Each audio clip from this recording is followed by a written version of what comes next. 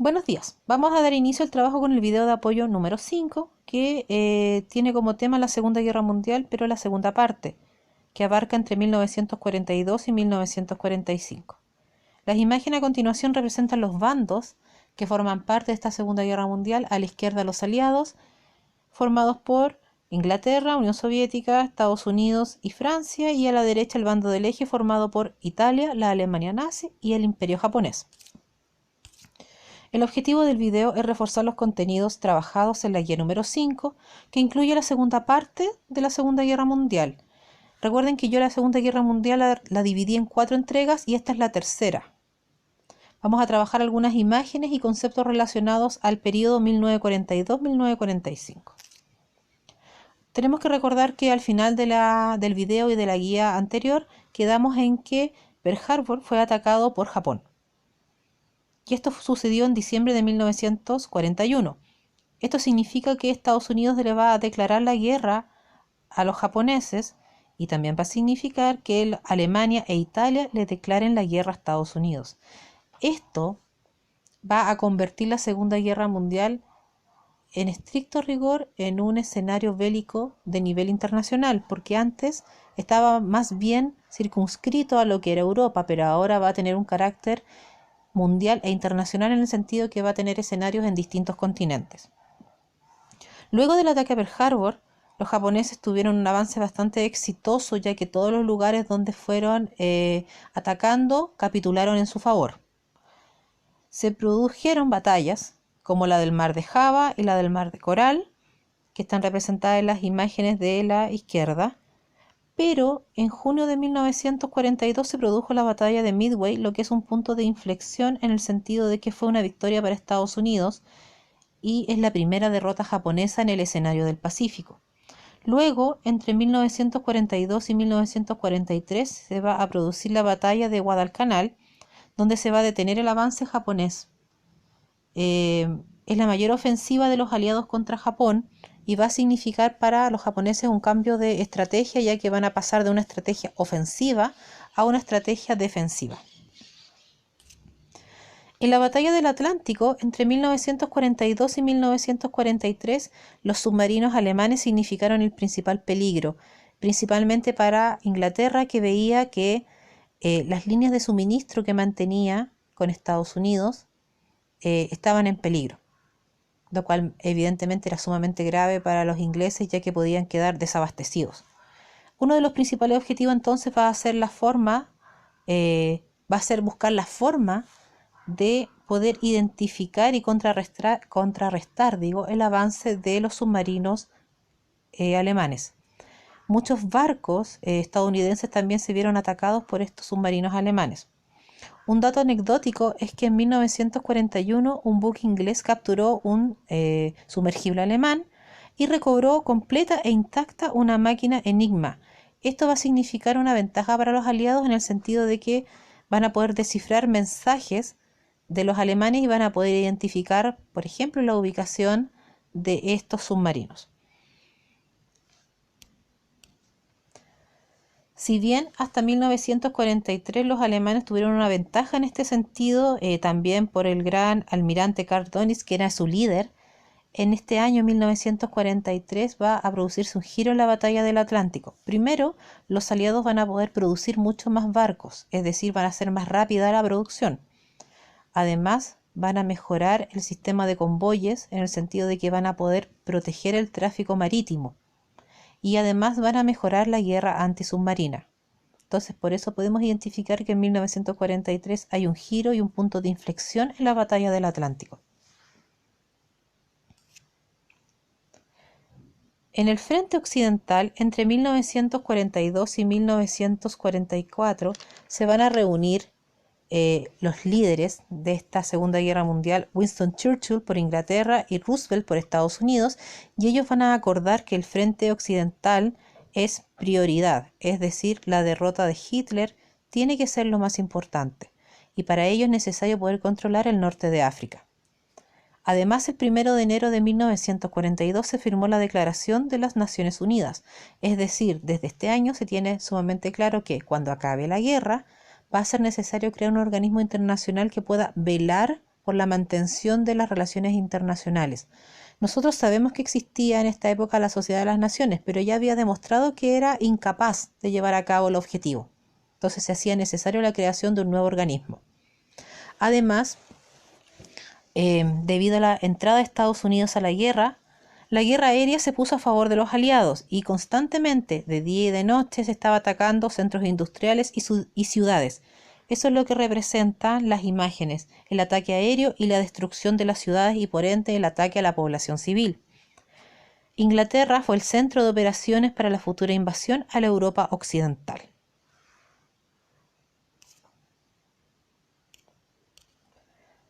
Como les comenté anteriormente, el Mediterráneo y el norte de África van a ser fundamentales para poder iniciar este frente occidental.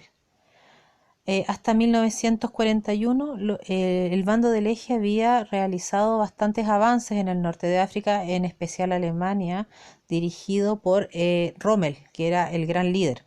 Sin embargo, entre 1942 y 43 los aliados lograron importantes triunfos en África. De hecho, la guerra en el norte de África fue un desastre para Italia. En 1942, el Eje invade la Francia de Vichy, y esto debido a que los italianos fueron incapaces de defender sus puestos coloniales. Por ello, los alemanes invaden esta Francia de Vichy, que en el fondo era un gobierno títere de la Alemania nazi. En mayo de 1943, el Eje se rindió en África, y en septiembre los aliados invaden Italia, y de ahí entonces va a comenzar el avance en el continente europeo. Vamos a partir entonces por Italia, por ende va a colapsar el régimen de Benito Mussolini. En 1944 Roma fue liberada y de ahí entonces se va a continuar con el avance por el continente europeo. Benito Mussolini entonces va a ser apresado, pero va a ser liberado por paracaidistas alemanes. Se va a crear una república social alemana en el norte de Italia. Pero eso no va a frenar el avance de los aliados hacia el continente europeo. A la izquierda hay imágenes de los líderes que participaron de estas batallas en el norte de África, el alemán Rommel y el británico Montgomery.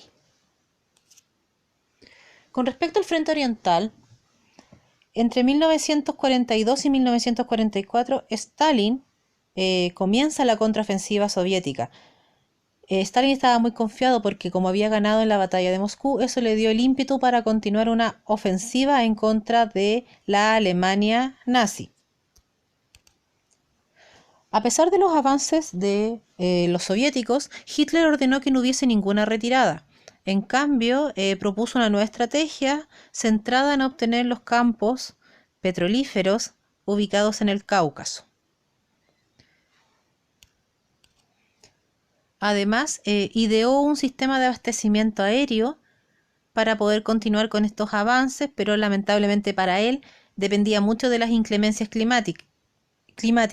En el fondo dependía del tiempo, de la nieve, de la capacidad real de los aviones para poder abastecer a los soldados nazis. En agosto de 1942 se atacó Stalingrado.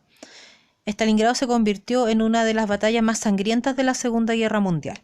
El ejército alemán no estaba equipado para pelear en un ambiente urbano. Por eso se solicitó la retirada alemana, pero Hitler negó esta retirada. Ahí hay una imagen de en lo que queda, después de la destrucción, en lo que queda la ciudad de Stalingrado. Y Stalingrado de hecho se convierte en una victoria soviética fundamental dentro de la Segunda Guerra Mundial. Los soviéticos decidieron destruir todos los campos petrolíferos del Cáucaso, lo que significó en el fondo que los alemanes detuvieron su avance, ya que el objetivo que ellos tenían ya no existía. Finalmente, la batalla de Stalingrado, como les mencioné, se convierte en una victoria soviética, pero a un costo en vidas sumamente alto. Otra victoria para los soviéticos fue la que lograron en la batalla de Kursk, que de hecho es recordada porque es la batalla de tanques más grande de la historia. Finalmente, en enero de 1944 se liberó el sitio de Leningrado. El sitio de Leningrado se había originado en 1941, o sea, los habitantes de esta ciudad se mantuvieron sitiados desde 1941 hasta 1944. Abajo está la fotografía del mariscal Zhukov, que es uno de los líderes del avance de los soviéticos dentro del territorio ruso y hacia el territorio alemán. Luego de esto, la Unión Soviética va a avanzar hasta Finlandia, Rumania, y se va a iniciar en 1944 una ofensiva de verano que va a querer quitar los lugares que habían sido tomados por los nazis. Avanzan entonces hasta Bulgaria, Ucrania, Hungría, Serbia. En el Pacífico, entre 1943 y 1945 se va a producir una ofensiva aliada que se llama Island Hopping. En el fondo, la estrategia de los aliados es ir avanzando hacia Japón de isla en isla. Eso significa Island Hopping. Se va a comenzar a utilizar el tema de los kamikazes. Ustedes bien saben que los kamikazes son personas que se van a convertir en suicidas, en el sentido de que en función de defender los intereses japoneses van a poner al servicio del imperio su propia vida, van a hacer ataques suicidas. En esta intención de avanzar de isla en isla van a capturar Iwo Jima y Okinawa, que son las que están representadas abajo, y eso va a significar que a partir de ese momento el conflicto se va a centrar en Japón.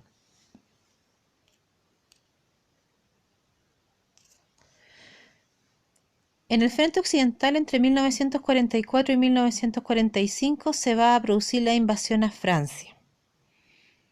Entonces, desde Inglaterra van a cruzar hacia Normandía, que se encuentra en el norte de Francia, el 6 de junio de 1944, tropas aliadas.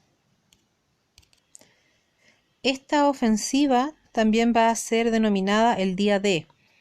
Y ese día 150.000 efectivos de tropas aliadas desembarcan en Normandía. La mayor parte del ejército alemán estaba en el frente oriental, estaba combatiendo contra los soviéticos, por ende en Normandía había poco personal alemán que pudiese defender la zona. La batalla de Normandía va a durar hasta agosto de 1944. La foto que está en la esquina superior izquierda se llama En las fauces de la muerte. Y evidentemente va a representar el desembarco. Producto de este desembarco, los alemanes se van a defender en algunas zonas de Bélgica, pero va a llegarse a liberar París en agosto de 1944, que es lo que representa la imagen de abajo, la entrada de estos tanques aliados, que significa la liberación de París. Vamos a pasar entonces al fin de la guerra en Europa. Va a producirse el avance soviético desde el frente oriental y cuyo objetivo era llegar a Berlín. Por eso dice que el objetivo era el asalto final de Berlín. En este contexto, Hitler llamó a los civiles a defender la ciudad. Para esta época había muchas personas que aún seguían persiguiendo los ideales de Hitler, entonces hubo una lucha urbana en la ciudad. El 30 de abril de 1945, Hitler se suicidó. Se produce en este contexto la conferencia de Yalta, donde evidentemente se va a volver a retomar el tema de las Naciones Unidas, ya que se sentía que la guerra estaba pronta a su fin. Las tropas alemanas entregaron la ciudad en mayo de 1945 y el 7 de ese mes se rinden todas las fuerzas alemanas. El fin de la guerra en Europa, también vamos a continuar viendo que en 1945 también va a morir Mussolini, que es lo que representa a la izquierda la fotografía, ya que él fue colgado en una plaza para que la población pudiese ver, para que pudiesen ver los cuerpos de los muertos. Y abajo las imágenes de los rusos entrando a Berlín y ahí poniendo la bandera, y acá hay una imagen de un diario. Es importante también nombrar que al saberse la muerte de Hitler, muchas personas decidieron suicidarse, no tan solo los colaboradores más directos, sino que la población civil, ya que ellos creían mucho en los ideales de Hitler y además temían mucho qué podía ser de ellos a la entrada del Ejército Rojo. El fin de la guerra en Asia va a estar representado por la imagen que está ahí, las bombas nucleares de Hiroshima y Nagasaki. Si bien Japón sabía que la guerra la tenía perdida, ellos no dejaban de combatir por su honor. Y frente a eso es que el presidente de Estados Unidos, Harry Truman, decide lanzar las bombas el 6 de agosto en Hiroshima y el 9 de agosto en Nagasaki. El 14 de agosto se produce la rendición total y en septiembre se firma. Y eso pone fin a la Segunda Guerra Mundial. En la imagen ahí está entonces la firma de esta rendición total por parte de los japoneses. Y la imagen que está al lado representa la destrucción de estas de estas bombas nucleares.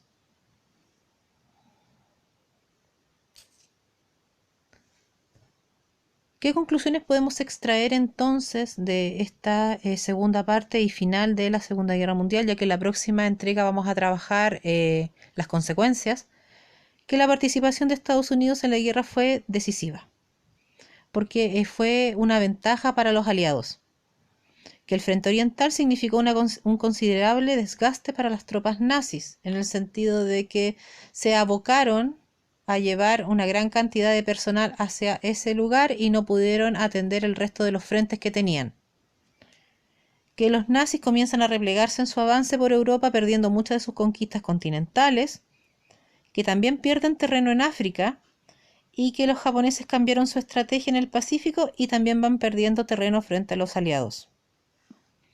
Entonces aquí tenemos las conclusiones de esta segunda entrega. Espero que estén muy bien y con esto finalizamos este video.